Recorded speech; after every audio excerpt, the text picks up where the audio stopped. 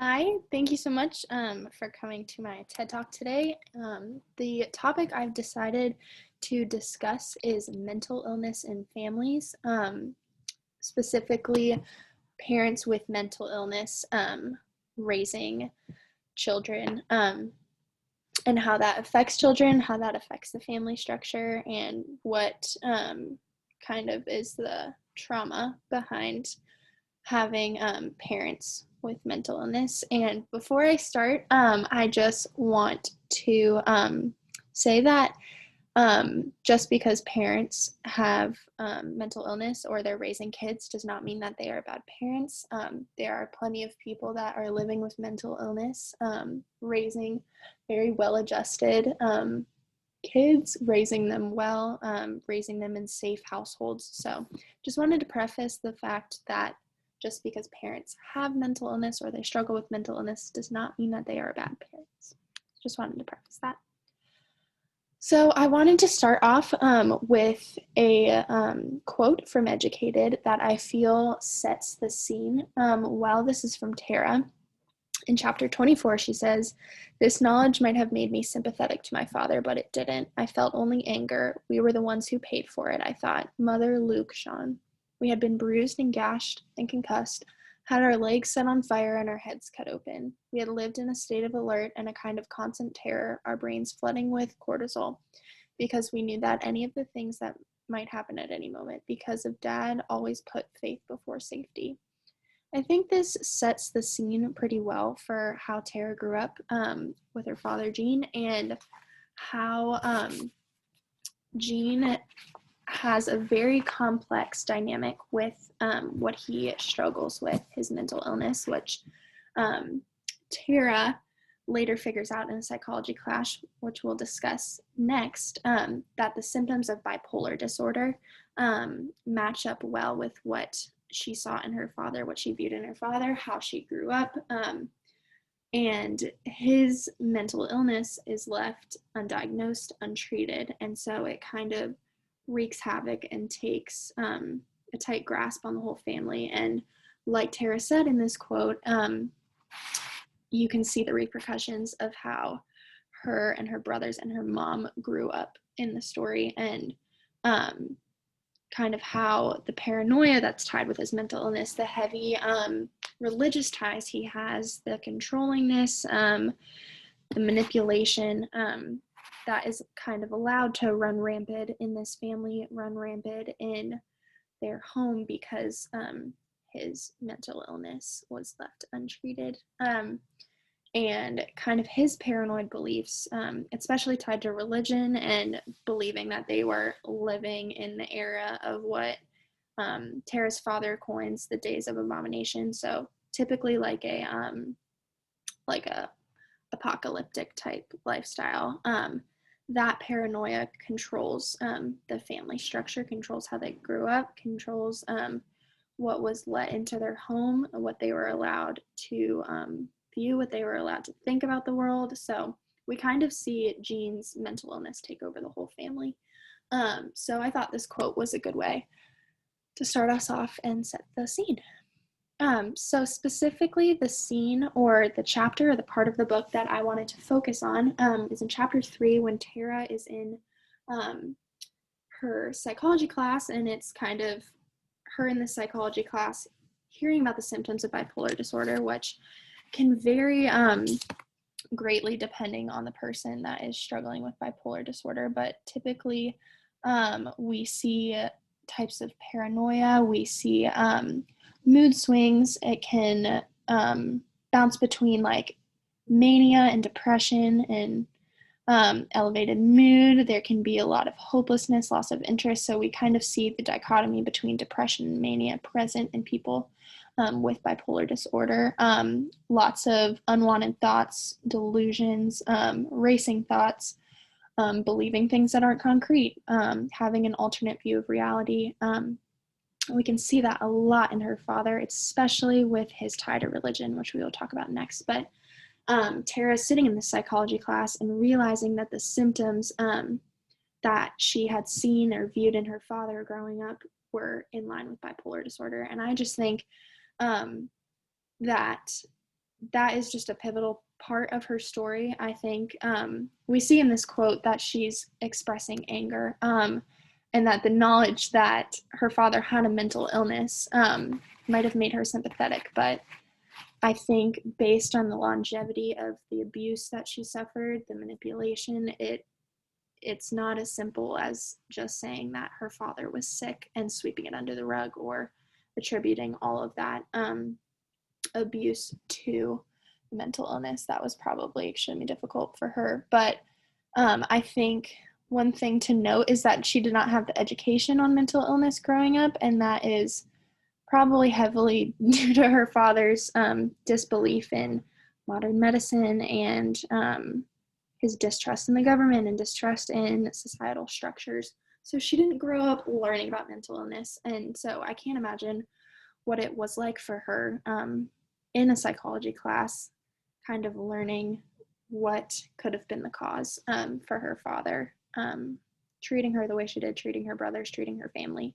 I also think it's important to note that just because her father had a mental illness does not mean that it is an excuse for the abuse that she suffered at the hand of him and her family being wrapped up in his mental illness. I think I always like the phrase, it doesn't excuse, but it explains. So I can't imagine what it's like learning about mental illness for the first time. That's probably extremely difficult and hard to imagine. I think we grow up in a society that's moving towards more open conversation about mental illness, which is a really healthy thing. But Tara, being so shaded in her religious and Mormon upbringing, probably learning about this for the first time was a really pivotal part. So that's what I thought was the most important part. So wanted to touch base again on kind of the symptoms that she lines up with bipolar disorder for her father. So being overly controlling, manipulative, and impulsive, displaying paranoid behavior, denial and distrust in modern medicine and government structures, heavy ties to religion, believing that God could speak to him directly, and then gaslighting Tara after she opens up about her abuse from her older brother Sean, which I think is an extremely important part of the story. And I mean, people that should be there for you, such as your family, believing you when you suffer abuse is extremely just disheartening, and that takes a while to uncover and heal from. So 2 quotes that I also think are important that said, until this moment, this is Tara, until this moment, I had never heard of mental illness. I knew people could go crazy, but the notion that a person could be functional, lucid, persuasive, and something could still be wrong had never occurred to me. Again, going back to parents, it's not like a death sentence to being a terrible parent when you're diagnosed with mental illness. People can be functional and great parents. So I think that this is a really important notion for her to make. And this is also her reflecting on her experience in psychology. So it says, I was sitting in Psychology 101 when a professor read the symptoms aloud from an overheard screen: depression, mania, paranoia, euphoria, delusions of grandeur, and persecution. I listened with desperate interest. This was my father, I wrote in my notes. He's describing my dad. So 2 resources that I pulled from. One is called Children's with Mentally Ill Parents, and that is the title of the study, not what I would name it. I would name it Children with Parents Who Suffer with Mental Illness or Have Mental Illness, using people first language. But this study talks about how parents with mental illness, when they have children, they are at higher risk for child abuse, higher risk for children developing mental illness, as some mental illness can be genetic, and mental illness in parents is a major risk factor for tragic events such as child neglect or even fililicide, which is unfortunately parents killing their kids, which is not an extremely common thing, but can happen. And then I also thought it would be important to note the challenges of growing up with parents who have mental illness, and it's important to learn about what that's like from both a parent perspective and a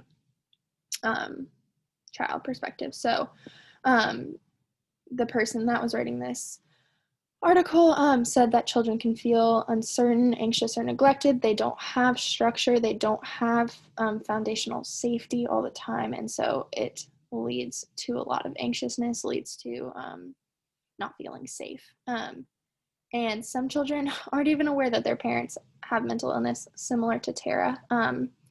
She was not aware what mental illness was and just didn't have the education or the sources or the ability to know what that's like. So children grow up believing sometimes, unfortunately, that this is a normal way of parents parenting kids, that there's nothing wrong, that abuse and neglect and manipulation and coercion is a normal thing in a family structure, which I think is one of the most heartbreaking parts. So the two resources that I included that could possibly help people that are going through unpacking abuse from parents, and also parents learning to parent well when they have mental illness. So the one on the left is Parenting with Mental Illness, and that's by Mental Health America, which is I can show it. It is just a resource list for parents that have mental illness that desire and want to be good parents. And there's a lot of different things that they can do. It talks about having conversation with children about mental illness, how they can expect children to react, how they can care for their children well. So that is one of them. And the other one is Healing from Childhood Trauma Related to Mental Illness. So just a resource list from National Alliance on Mental Health for people that have had abuse or childhood trauma from being raised in a household with parents that are struggling with mental illness.